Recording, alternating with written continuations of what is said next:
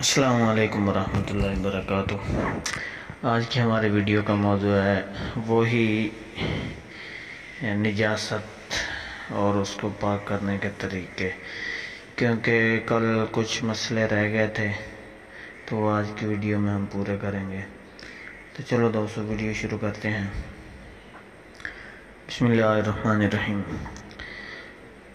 مسئلہ نمبر 17، بدن یا کپڑے میں منی لگ کر سوکھ گئی تو کھرچ کر خوب مل ڈالنے سے پاک ہو جائے گی، اور اگر ابھی سوکھی نہ ہو تو فقط دھونے سے پاک ہوگی۔ لیکن اگر کسی نے پیشاب کر کے استنجا نہیں کیا تھا، ایسے وقت منی نکلی تو وہ ملنے سے پاک نہ ہوگی، اس کو دھونا چاہیے۔ مسئلہ نمبر 18، جوتے اور چمڑے کے موضع میں اگر دلدار نجاست لگ کر سوکھ جائے، جیسے گوبر یا پخانہ، خون، منی وغیرہ، تو زمین پر خوب گھس کر نجاست چھوڑ ڈالنے سے پاک ہو جاتا ہے۔ ایسے ہی کھروچنے سے بھی پاک ہو جاتا ہے، اور اگر سوکھی نہ ہو تب بھی اگر اتنا گر ڈالے اور گھسیٹ دے کہ نجاست کا نام و نشان باقی نہ رہے تو پاک ہو جائے گا۔ مسئلہ 19، اور اگر پیشاب کی طرح کی کوئی نجاست جوتے یا چمڑے کے موضع پر لگ گئی تو دلدار نہیں ہے تو بے دھوئے پاک نہ ہوگا۔ مسئلہ نمبر 20، کپڑا اور بدن فقط دھونے ہی سے پاک ہو جاتا ہے، چاہے دلدار نجاست لگے یا بے دل کی نجاست، اور طرح سے پاک اور کسی طرح سے دل کی کسی اور طرح سے پاک نہیں ہوتا۔ مسئلہ نمبر 21، آئینہ کا شیشہ اور چھری، چاقو، چاندی، سونے کے زیورات، پھول، تانبے، لوہے، گلٹ وغیرہ کی چیزیں اگر نجس ہو جائیں تو خوب پوچھ ڈالنے یعنی کہ پوجنے اور رگڑنے دینے سے یا مٹی سے مائع ڈالنے سے پاک ہو جاتی ہیں، لیکن اگر نقشی چیزیں ہوں تو بے دھوئے پاک نہ ہوں گی۔ مسئلہ نمبر 22، زمین پر نجاست پڑ گئی پھر ایسی سوکھ گئی کہ نجاست کا نشان بالکل جاتا رہا، تو نجاست کا دھبا ہے نہ بدبو آتی ہے، تو اس طرح سوکھ جانے سے زمین پاک ہو جاتی ہے۔ لیکن ایسی زمین پر تیمم کرنا درست نہیں ہے، البتہ نماز پڑھنا درست ہے۔ اینٹیں یا پتھر چونا گرنے سے زمین میں خوب دبا دیے گئے ہوں کہ بے کھودے زمین سے الگ نہ ہو سکیں، ان کا بھی یہی حکم ہے کہ سوکھ جانے اور نجاست کا نشان نہ رہنے سے پاک ہو جائیں گے۔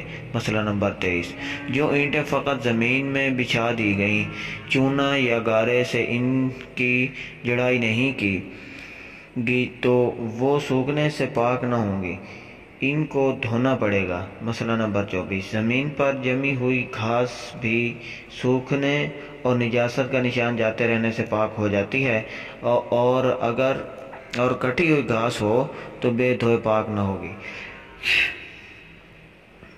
مسئلہ نمبر 25، نجس چاقو، چھری یا مٹی اور تانبے وغیرہ کے برتن اگر دہتی ہوئی آگ میں ڈال دیے جائیں تو بھی پاک ہو جاتے ہیں۔ مسئلہ نمبر 26، ہاتھ میں کوئی نجس چیز لگی تھی، اس کو کسی نے زبان سے 3 دفعہ چاٹ لیا تو بھی پاک ہو جائے گا، مگر چاٹنا منع ہے۔ یا چھاتی پر بچے کی کئے کا دودھ لگ گیا پھر بچے نے 3 دفعہ چوس کر پی لیا، وہ پاک ہو جائے گا۔ مسئلہ نمبر 27، اگر کوڑا برتن نجس ہو جائے اور وہ برتن نجاست کو چوس لے تو فقط دھونے سے پاک نہ ہوگا بلکہ اس میں پانی بھر دے۔ جب نجاست کا اثر پانی میں آ جائے گا تو گرا کر پانی پھر بھر دے۔ اسی طرح برابر کرتا رہے۔ جب نجاست کا نام و نشان بالکل جاتا رہا، نہ رنگ باقی رہا نہ بدبو، تب پاک ہوگا۔ مسئلہ نمبر 28۔ نجس مٹی سے جو برتن کمبار نے بنائے تو جب تک وہ کچے ہی ناپاک ہیں، جب تک وہ کچے رہیں گے وہ ناپاک ہی رہیں گے۔ جب پکانے کے لیے پکائیں گے تو پاک ہو جائے گا۔ مسئلہ نمبر 29۔ شہد یا شیرہ یا گھی تیل ناپاک ہو گیا تو جتنا تیل وغیرہ ہو اتنا اس سے زیادہ پانی ڈال کر پکا لے۔ جب پانی جل جائے تو پھر پانی ڈال کر جلائے۔ اسی طرح 3 دفعہ کرنے سے پاک ہو جائے گا۔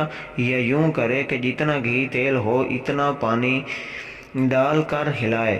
جب وہ پانی کے اوپر آ جائے تو کسی طرح اٹھا لو۔ اسی طرح 3 دفعہ پانی ڈال کر اٹھاؤ تو پاک ہو جائے گا۔ اور گھی اگر جم گیا ہو تو پانی ڈال کر آگ پر رکھ دو۔ جب پگھل جائے تو اس کو نکال لو، پاک ہو جائے گا۔ مسئلہ نمبر 30۔ نجس رنگ میں کپڑا رنگا، یعنی کہ نجاست والا رنگ ہے، اس میں کپڑا رنگا تو اتنا دھوئے کہ پانی صاف آنے لگے تو پاک ہو جائے گا، چاہے کپڑے سے رنگ چھوٹے یا نہ چھوٹے۔ مسئلہ نمبر 31۔ گوبر کے کنڈے اور لید وغیرہ نجس چیزوں کی راکھ پاک ہے اور ان کا دھواں بھی پاک ہے، روٹی میں لگ جائے تو کوئی حرج نہیں ہے۔ مسئلہ نمبر 32۔ بچھونے کا ایک کونا نجس ہے اور باقی سب پاک ہے تو پاک کونے پر نماز پڑھنا درست ہے۔ مسئلہ نمبر 33۔ جس زمین کو گوبر سے لیپا ہو یا مٹی گوبر ملا کر لیپا ہو وہ نجس ہے، اس پر بغیر کوئی چیز پاک بچھائے نماز پڑھنا درست نہیں ہے۔ مسئلہ نمبر 34۔ گوبر سے لیپی ہوئی زمین اگر سوکھ گئی ہو تو اس پر گیلا کپڑا بچھا کر نماز پڑھنا درست ہے، لیکن وہ اتنا گیلا نہ ہو کہ اس زمین کی کچھ مٹی چھو کر کپڑے میں بھر جائے۔ مسئلہ نمبر 35۔ پیر دھو کر ناپاک زمین پر چلا اور پیر کا نشان زمین پر بن گیا تو اس سے پیر ناپاک نہ ہوگا۔ ہاں ایک پیر کے پانی سے زمین اتنی بھیگ جائے کہ زمین کی کچھ مٹی یا نجس پانی پیر میں لگ جائے تو نجس ہو جائے گا۔ مسئلہ نمبر 36۔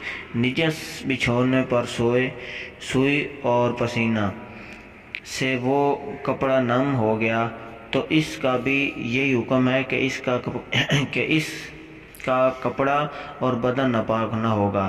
ہاں اگر اتنا بھیگ جائے کہ بچھونے میں سے کچھ نجاست چھوٹ کر بدن یا کپڑے کو لگ جائے تو نجس ہو جائے گا۔ مسئلہ نمبر 37۔ نجس مہندی ہاتھوں پیروں میں لگائی تو 3 دفعہ خوب دھو ڈالنے سے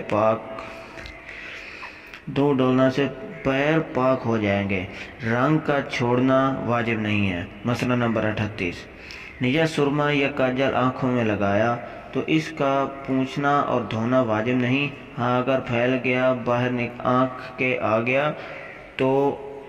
گیا ہو تو دھونا واجب ہے۔ مسئلہ نمبر 39۔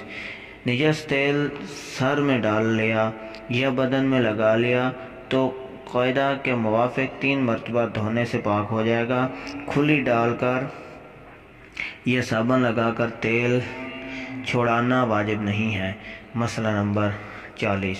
کتے نے آٹے میں منہ ڈال لیا یا بندر نے جھوٹا کر دیا تو اگر آٹا گندا ہوا ہو تو جہاں منہ ڈالا ہے اتنا نکال ڈالے، باقی کا رکھنا درست ہے، اور اگر سوکھا آٹا ہو تو جہاں جہاں اس کا لعاب نکالا کو نکال ڈالے، باقی سب پاک ہے۔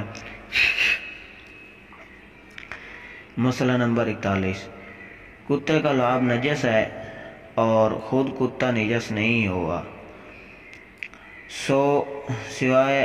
سو اگر کتا کسی کے کپڑے یا بدن سے چھو جائے تو نجس نہیں ہوتا، چاہے کتے کا بدن سوکھا ہو یا گیلا۔ ہاں اگر کتے کے بدن پر کوئی نجاست لگی ہو تو اور بات ہے۔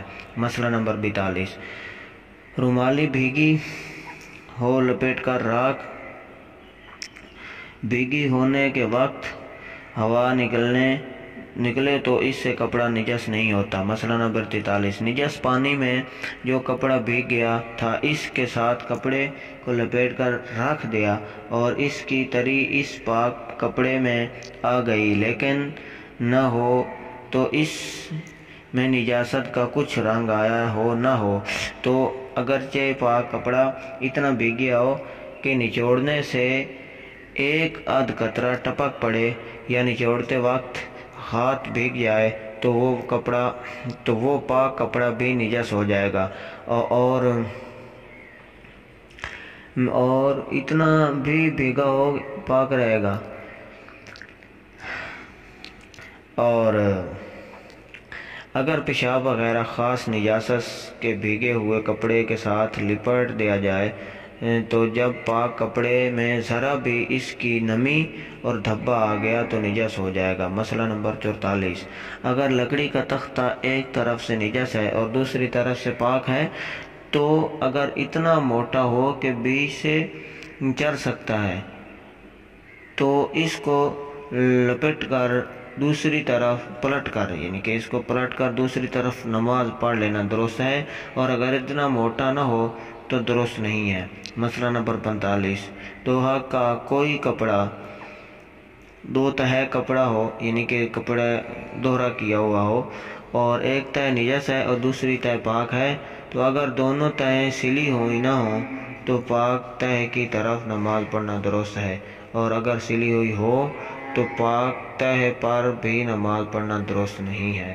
تو یہ آج کی ہماری ویڈیو تھی، تو انشاءاللہ ہم کل آنے والی ویڈیو میں استنجے کے باقی مسئلے وہ آپ کو بتائیں گے۔ تو آپ سے گزارش ہے کہ ہمارے چینل کو سبسکرائب ضرور کریں۔